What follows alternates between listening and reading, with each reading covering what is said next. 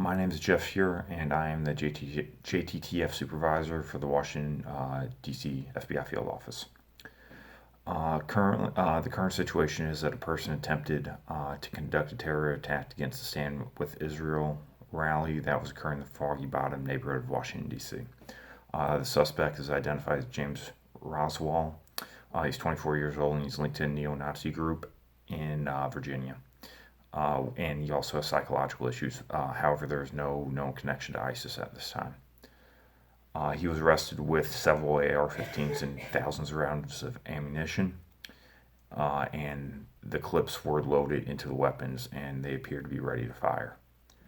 Background of everything that happened: there was a Stand with Israel rally held in response to threat against the Jewish community.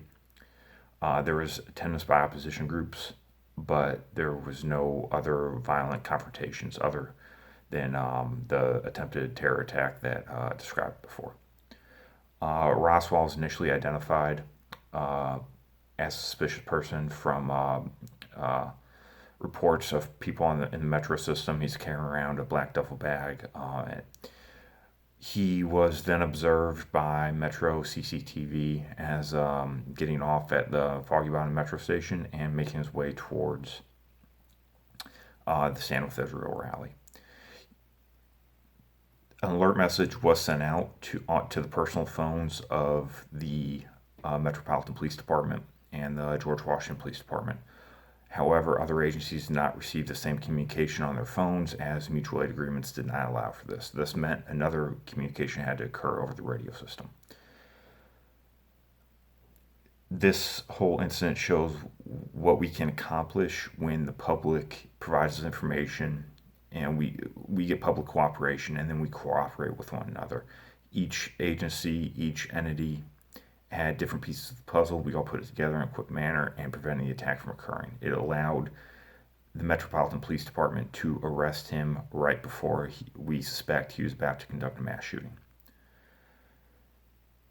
Our plan on the way forward is to interrogate the suspect with an eye towards prosecution and build a case against him, again with an eye towards prosecution.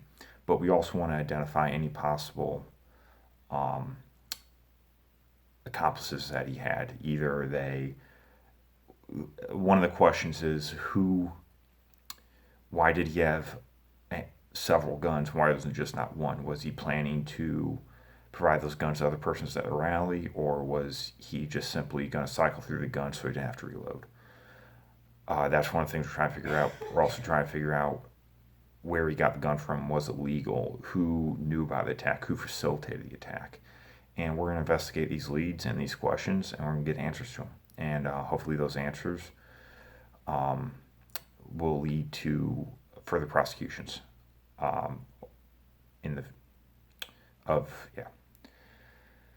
Secondly, and almost kind of more very important, is that we revise our mutual aid agreements to ensure that information is able to be shared over one medium. It's not have to be everybody's on the same system, to where we're not in a situation where we have to disseminate the same information by phone to one set of entities and then share the same information over the radio. It slows down communication and has potential, if you're repeating the same thing multiple times, there's potential for change, unintentional change in the message, which can then create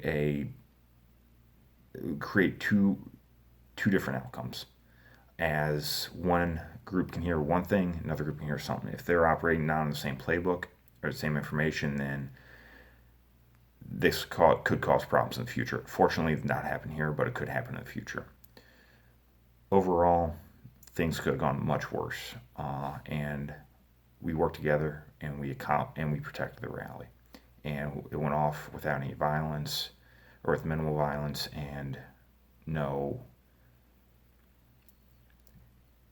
deaths. And that's a win in our book, and we just got to keep doing what we're doing, but we got to improve where